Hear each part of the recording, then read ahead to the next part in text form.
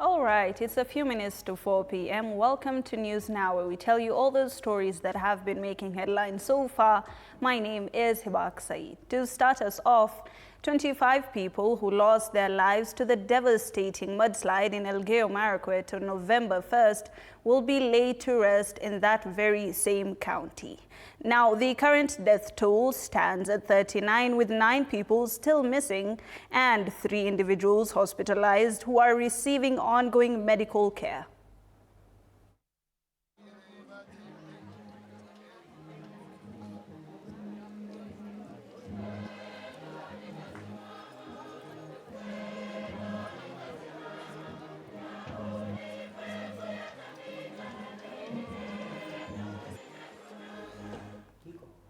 And the Independent Electoral and Boundaries Commission, IEBC, inspected the voting materials for the upcoming November 27th by-elections in the Industrial Area Depot ahead of their scheduled distribution. The first consignment was flagged off to Garissa and a high-level security escort. IEBC has given assurances that the process will be conducted peacefully with a secure and reliable environment guaranteed for voters and election officials. Tumepokea taslimu vijisanduku hapa karibu 39 ya kupelekwa katika sehemu mbalimbali, sehemu 22 ambazo kura zitapigwa katika taifa nzima. Ikiwa mahali ambayo ni mbali zaidi ni Turkana, tutasafirisha hizo kesho na ndege, na pia sehemu za kwenda Banisa, kaunti ya Mandera ambayo ni mbali sana, tunasafirisha kwa ndege. Lakini hizo sehemu zingine zote tunapeleka magari, ndio ziko hapa sasa mnaviona, zimeandamana pamoja na watu wa kulinda usalama. Askari zetu wako imara na watapelekwa mpaka katika sehemu ambazo zitapigiwa kura. In the same breath, the Independent Electoral and Boundaries Commission, IEBC, has reassured residents of Magarini constituency of free, fair and peaceful by-elections as voting day for the by-election approaches.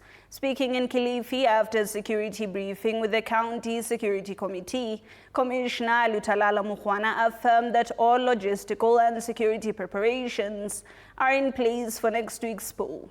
He further warned individuals planning to disrupt the process that they will face decisive action.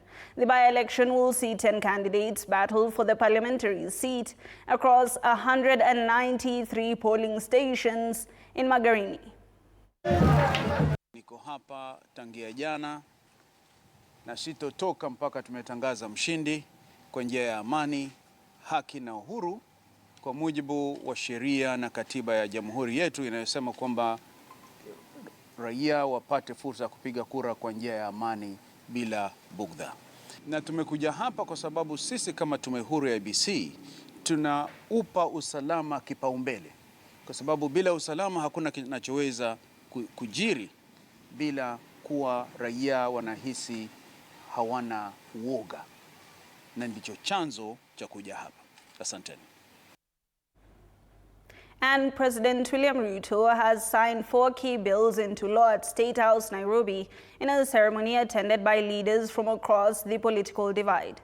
The legislation introduces major reforms in governance, investment frameworks, and the management of state institutions, aiming to strengthen accountability, efficiency, and transparency. The County Government Additional Allocations Act provides 70.6 billion shillings for the 2025-2026 financial year, including 9.98 billion to clear salary arrears for doctors and community health promoters. Counties will also receive 57.7 billion shillings from development partners to implement various development projects and programs. Parliament delayed in actualizing his decision, and therefore he approached the courts, and he was able to convince courts that that law is indeed unconstitutional. Now, DCP party leader Rigathi Gachagua has publicly criticized President William Ruto's address delivered yesterday, dismissing it as meaningless and lacking substance, while accusing the president's administration of mismanaging public resources and violating the law. Gachagua claimed that the president's speech failed to reflect the true state of the nation, citing allegations of abductions and misuse of public resources. Issues, he said, undermine the credibility of any national address. Speaking during a political campaign in Barrie North, he urged residents to support parliamentary candidate Newton Kariuki under the DCP ticket. This comes at the end of his 4-day tour of the area, where he was accompanied by several local leaders. Mimi nauliza wewe, Ruto na Kindiki, iko haja gani kumwaga milioni 500 mbere pahali hakuna stima, hakuna maji, hakuna barabara? Hii pesa kama mungekuwa wangwana, mungeletea watu ya Mbere maendeleo, wakumbuke nyinyi. Kasongo wako bunge na barua mrefu ati asomewa Kenya ile amefanya na ile atafanya. Ni uongo, si uongo? Nyinyi mtamsikiza? Sasa wewe Kindiki, wewe ukiulizwa kandidati yako atafanya nini?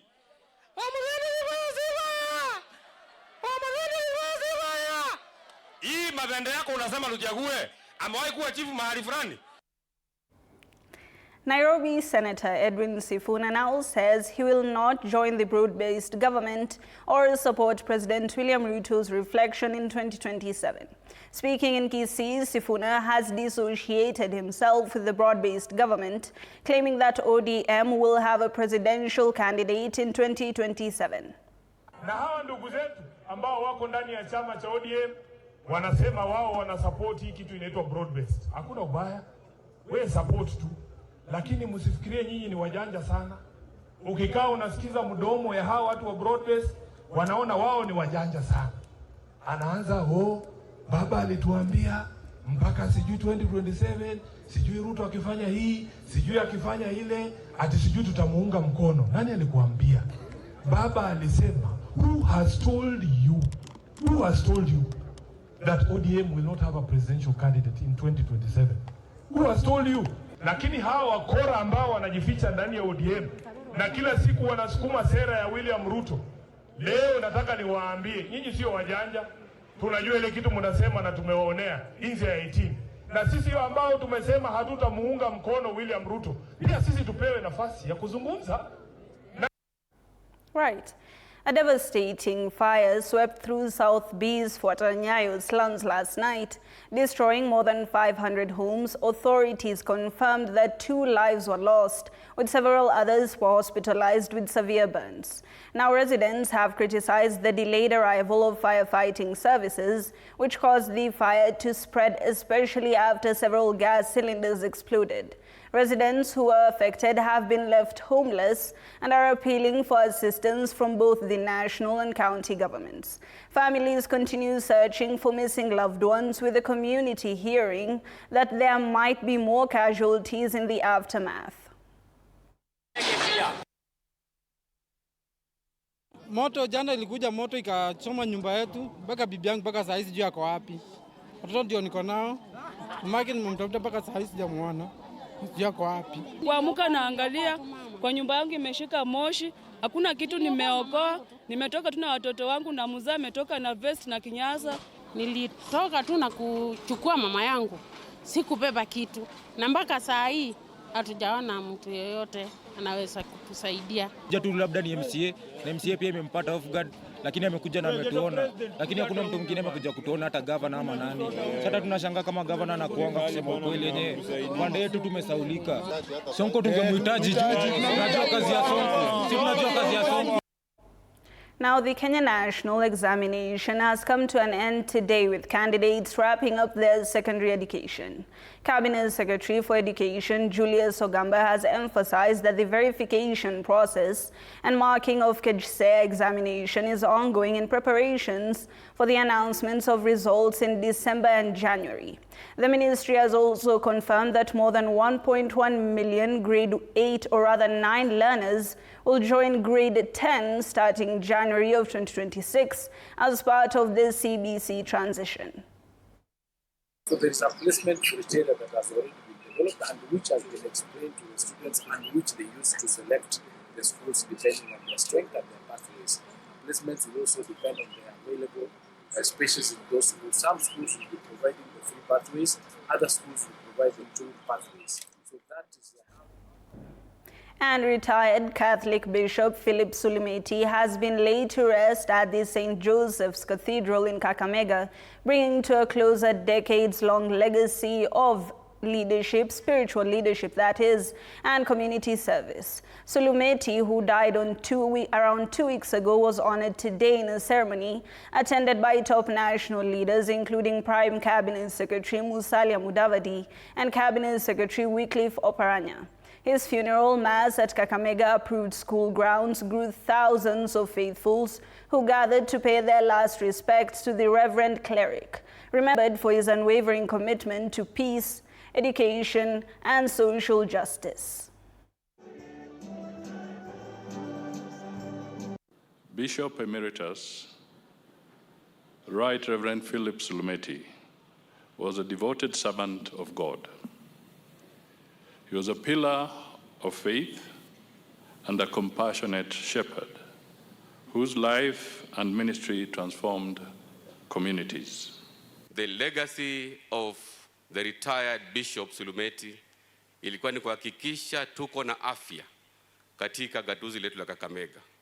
So let us ensure that we pay all the sharp payments za St. Mary's Hospital na pia St. Elizabeth's Hospital ili zile hospitali zetu ziweze kunawiri.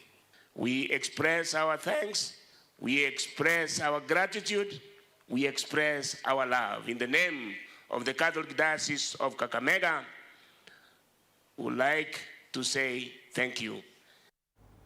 And a group of youth in Elgeyo Marakwet have turned to an unlikely source of livelihood that consists of capturing snakes that roam in their community. The young men say their work not only protects residents from dangerous reptiles, but also helps conserve wildlife in an area heavily infested with snakes. They are now appealing to the government and wildlife authorities for formal employment, proper training, and protective equipment, noting that they often handle even poisonous species with their bare hands. The youth are urging community members to stop killing the reptiles, arguing that they hold both ecological and tourism value once captured. The snakes are handed over to local authorities as part of their effort to preserve nature. So hao vijana hapa ukituona hapa tumesoma wote, kila mtu hapa amemaliza form 4 na tuna kazi. So hii ni kazi yetu, huwa tunasaidia community yetu. So tungeomba kiwezekana local authorities watusaidie, at least watupe some basic skills ya kushika hao wanyama. Na wakati mwingine hao wanyama inaambatana na Kenya Wildlife. So tungeomba idara ya under the Ministry of Wildlife Defense watusaidie, kama wanaweza tusaidia, watu consider, watuandike hata hivi vijana sisi watuandike kazi, tusaidiane na community yetu kushika hawa wanyama.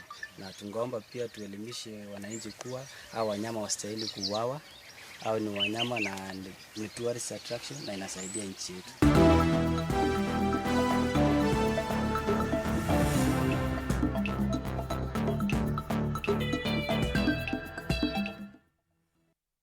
Let's get sporty.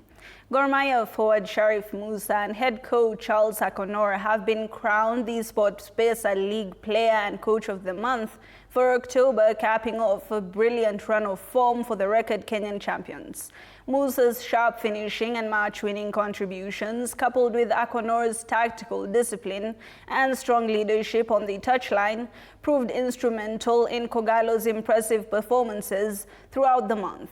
The double recognition highlights Gor Mahia's rising momentum as they continue to dominate the domestic league. Ni kitu poa sana SportPesa wame bring up, so itafanya ligi kuwe more enticing na competitive kabisa. Each match comes with a different character, different situation, and so we've been able to do that well. So I think congrats to my backroom staff. Then of course management led by Mr. Ambrose, who has been very, very supportive in the things we do. Everything we ask, they are there to deliver, and it's been wonderful. And more importantly, the players, who we've pushed them pre-season. There are things they were not used to. but they cope with it and they manage to go about very well. And now everything we've taught them, they've been able to process it. I think it was mighty important. I think we said as SportPesa, we are coming back into the league, we wanted to show that we are here to change the league, make the league better, move it to the next level. And I think Player and Coach of the Month is something that was missing, and we felt that we needed to bring it up and start from the very onset of the league. Right, and that concludes our bulletin this afternoon. Thank you for being a part of News Now. Be sure that these stories and many more will be updated in our subsequent bulletins. My name is Hibaq. Have yourselves a very lovely Friday.